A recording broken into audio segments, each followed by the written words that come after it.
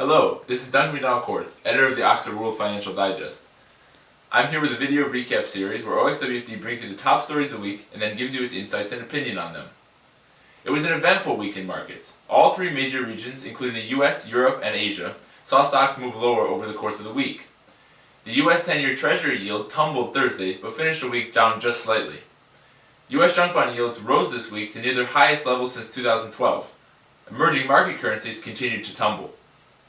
In terms of news, Janet Yellen gave a highly anticipated speech in which she delivered a surprisingly hawkish statement. Her speech seemed to run counter to the dovishness witnessed at the Fed meeting the week before, as she reiterated that the Fed plans to raise rates this year. In economic data, the U.S. second quarter GDP was revised up to 2.9% growth by the U.S. Commerce Department. In oil, it was reported that U.S. rig count dropped again for the fourth straight week, though at a slower pace this time. U.S. oil is still lingering around the mid-$40 mark, though it rose 1.7% on the rig count news. So what do we think of all this? Firstly, on oil, we still think moves are more likely to be the downside.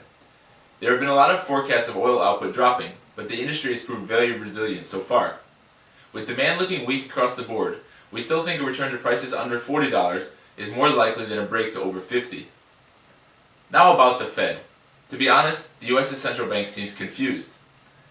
The central bank gave a very dovish speech on September 17th, only to be followed by a surprisingly hawkish and bullish statement from Yellen last week.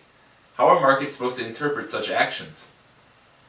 Following the Fed meeting on September 17th, we thought that the central bank recognized the risks of hiking rates and had realized we were entering another low-growth, very low-inflation era.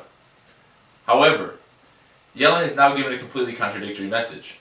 Despite this, we still maintain that it is unlikely that the Fed will raise rates this year, as there is simply too much global economic headwinds to take the risk.